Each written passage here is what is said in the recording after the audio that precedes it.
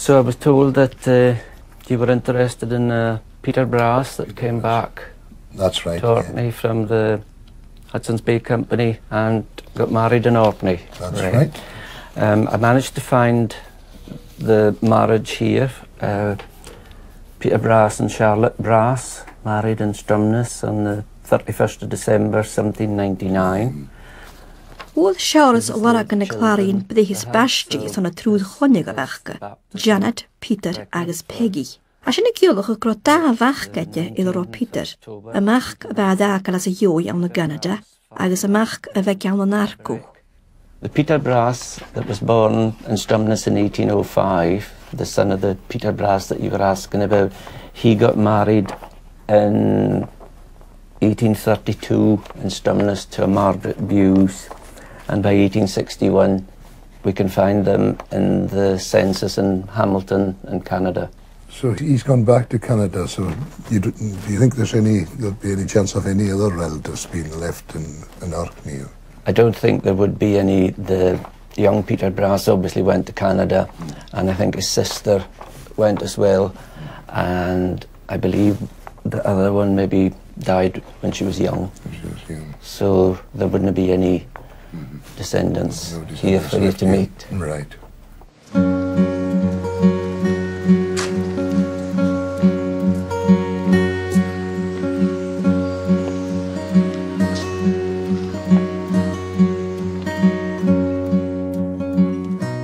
Tart fel a jarcút a gopad gan Companaidh Bagh Hudson.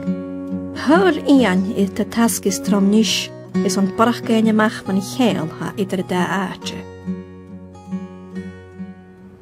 They started recruiting Orcadians as early as 1702. That was the first round of Orkney men that went out to serve in Hudson Bay. In 1779 there was actually a workforce of 530, 416 were Orcadians, so 3/4 of the Hudson Bay workforce at that time were made up of Orcadians. If you were a farm labourer, you would earn about £2 a year, and if you went to work in Hudson Bay, you could earn up to between £6 and £18 a year, depending on how many years service you had. So there's obviously a good financial incentive to go there. And there's also the chance of the challenges and the seafaring life and the sense of adventure, which was also an attraction as well as the money. The Hudson Bay ships coming in June was the highlight of the social calendar in those days, and they used to hold a grand ball on the quarterdeck of the principal ship, and dancing and merrymaking were carried on, and the dancing was started by the captain of the ship, and a matron of the town led off the dancing. We've got merchants' tailor pattern books, and we have family objects, memorabilia that was taken back from children of Orcadians and native wives that were taken home to be brought up in Orkney, and they took home beadwork and different things from their life over there.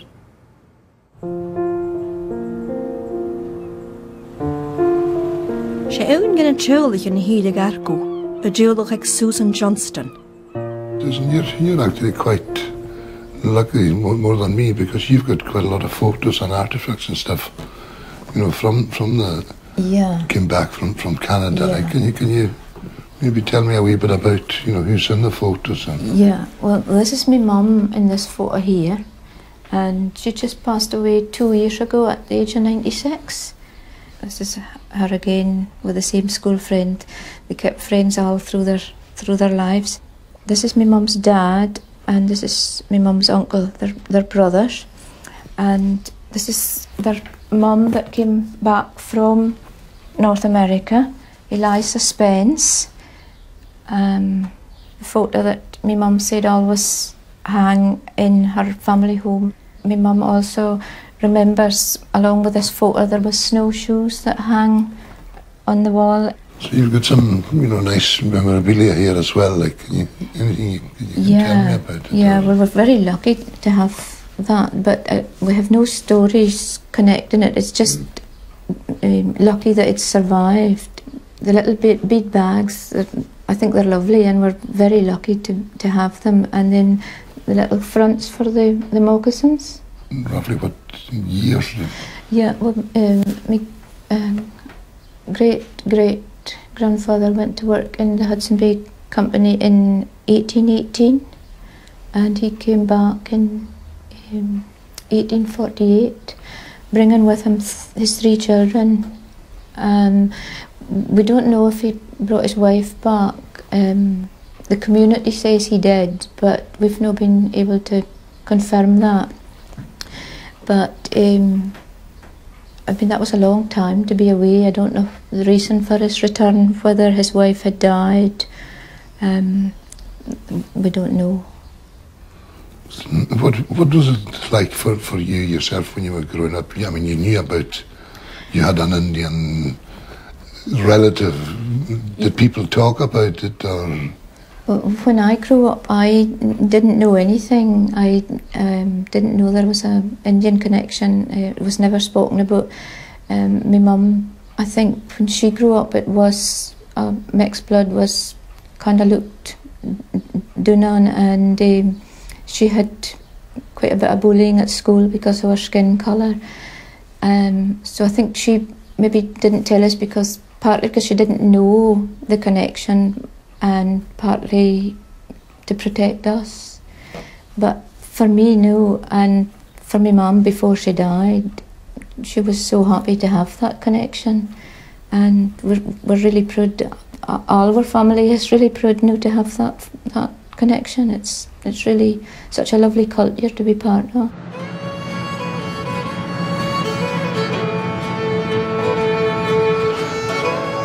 Wel, am gysg gelch ich, am gysg nyrd sa fan y lios hyn sydd a torgyn i charos y bril mae un fan o hir yn stigma.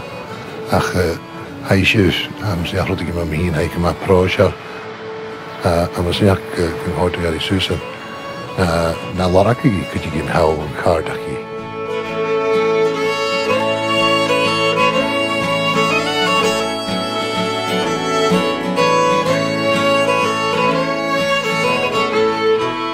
Choinnich mi, fwychyn am gysgol fansgyd tùsanach blion o ffai, gyro fheàrr eisiau yn Iain Moireasdan, fyddach fer i ysrad fan. A'n i gahwgym agos graag sydd gyro cwydyn sydd gam o lorac. A cwsrwyd yn alw dalt na ma fes o'ch ar y cydiag am. So, cham I higys choinnich mi ga, stwyf a I tas yn fan y fferfa sydd gam o lorac. So, chydda hwgym postialan i'n rwyd. Is fferfa sio Spencer Field. So, charwas am carwa, y fyddach na cael ma ienach. Chami postialan higi co i. Agos, o har o ffat sy'n mi co nym y postialan arash. Agos, o sydd dalit sydd gwaidio'n ffams. A chydda hwgym ma'n cref yn hiel hag yn hun. Agos, i siaw exactly co mi. Agos, nid cham I tron y chref. Wa mi egi fer tu a tîm ac ymwy. Geheildach sé dres o cysym dy gahad Iain han y Spencer. Han I gesen fos liwch brahad feirad, agos ha hen agos chele ha cartracha, janas bras I dy dŵan was rausach o Iain am adjulach. Misschien kan ik hier die strifichет. Was ik ja Spencer. Agos na dy maat y clerig yn hai. En ik had tarsyn gydach a pys pepad. Agos va anam yn hiolach ag Peter Brasad. Scoiad balach, scoiad nien ag I holdinni. Agos fer y bone of pepad va Margaret married unknown Scotsman moved to Scotland. Va jats nu gal tron a census na bialarish or scharo dinni. Vi prima die charo kukuroi vans men a pishit have a canig is So, som van de sinne start jatsen warsen Atheen ha reisach zet wel kachtniachis schön. Hwg Spencer fisrach dy Iain ma cofawn y diolach feirad.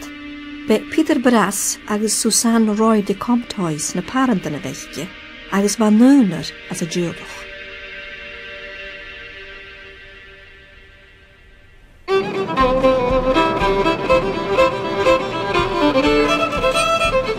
Bara Vancouver, I hier dat de tuur ag Iain aan de Canada. Big an bhílte a mechas a bhela ha fócht Langley, barach eachtriar, a bhana áit an madas te Companaidh Bagh Hudson, a deam gríomhachas a bhíon. I'm sure fheàrr díos go a cháirn, seo chéadar pa sin choinnich, sin atar pas dealáin faoin fas go bliana agus aimimdachan na bhil dar sin atar sin, agus seo chéadar pa sin do choinnich agus a charach go mar go. I'm Spencer Field from Calgary and come here today to meet my long-lost cousin, Iain Morrison. We've been corresponding by email there about family history for a number of months here, and I guess it's all come together today. And I'm Janice Brass, Spencer's distant cousin, Iain's distant cousin, and I was doing genealogy and met Spencer, and we've been sort of a team doing this, and so now that Iain got in touch with Spencer, Spencer got in touch with me, and here we are. Fheàrr so sort of go. I'm fast to get there some good when you had days on here to us. I'm a Fheàrr me in the It's been 150 years there since his ancestors left this country, and been, what, over 200 there since our common ancestors from Europe came here, and the Aboriginal people have naturally been here for much longer, but no, this is very exciting. Oh, so Janice go here, I'm gonna have a picture. Hello. I guess you must be Janice. I'm Janice. Nice to see you. Nice to see you. It's been a long time, already, so I take it you must be Spencer? Spencer Field, yes, Iain. At long last. Oh, long time happening. So you're the historian? Hey, well, we both are. You both are. But she got a little sidetracked for a while there, but I got her back on her with your help. There, so. Oh, well, that's good. Well, look at those facial features. Hey? Similarities in the facial features. Good-looking fella he is. Welcome to Canada, anyways. Thank you very much. Great you got here. It's been quite an experience. Oh, it's emotional the last year, at times, eh? Yeah, it does. And yes. It's, I mean, I never thought I would get to this stage, and well, without the two of you, well, I would never have. We'll take a walk up. Sure. Yeah. Oh, well, I'm glad there's a little bit of height in the family. That's what I'm always looking for. Yes. The Norwegian branch is 6'7" high. Heil Spencer agus Janice a fisrach a gevate de chrunnech go madriolach. Sound on a ski the Swan River, far a Manitoba agus Saskatchewan a Jew, a vadriolach brasa fudach at zwa mair at the keri soos. We have things like, this was from Spencer had found this, the Reverend Cowley's journal. So the church was around there quite a bit trying to make everybody Christians. In May 23rd, 1847, Mrs. Todd reports the brigade leaves today for Shoal River and Fort Pelly. They take away with them 3 of our school children, viz. Margaret, Betsy, and George Brass. So your ancestor, I can't remember how many greats she is, and her sister and her brother, to their friends at Shoal River. Margaret we were desired to part with, as she is a grown woman, but it might have been better for the others to have remained another year. They are all tolerable advanced in their learning. They also are able to use the prayer book at divine service. So in that stage they were literate. Rum is still continued as an article of barter at this post, and we will therefore have little opportunity of doing good.